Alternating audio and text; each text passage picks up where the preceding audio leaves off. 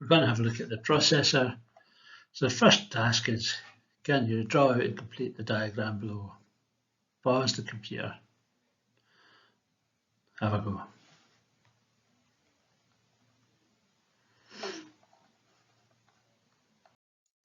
And there's the answer. We get input devices, output devices, the processor.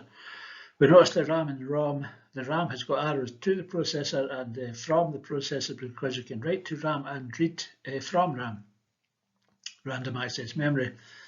ROM is read-only memory and you can only read from ROM. You cannot write to it. It cannot be changed. Backup storage, on the other hand, has got arrows both ways because you can write to backup storage and you can read from backup storage. Describe the role of each of the following in a computer. Pause the video and write your three answers.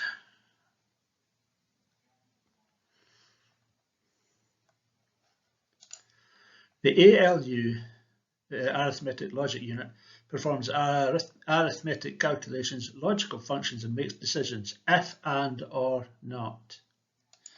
The control unit controls other parts of the processor. The timings of operations, it controls everything.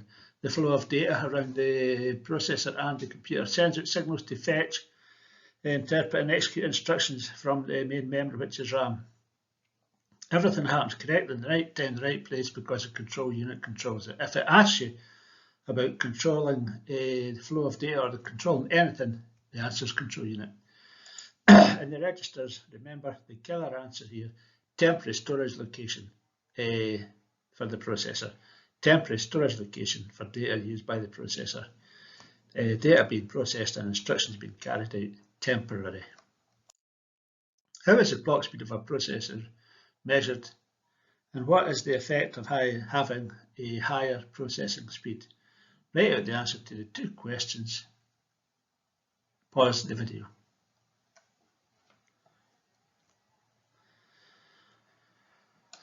So this clock speed is measured in hertz, megahertz,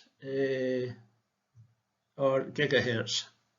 It should also say kilohertz, but kilohertz is between hertz and megahertz, but kilohertz was never really used for processors. What is the effect of having a higher processing speed? The faster the clock speed, the more instructions it can handle per second, so the faster it will work. The faster the clock speed, then the faster the processor should work.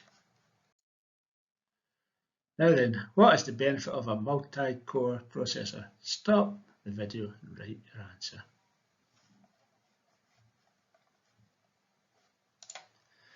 Multi-core processor has two or more independent processors rather than just one.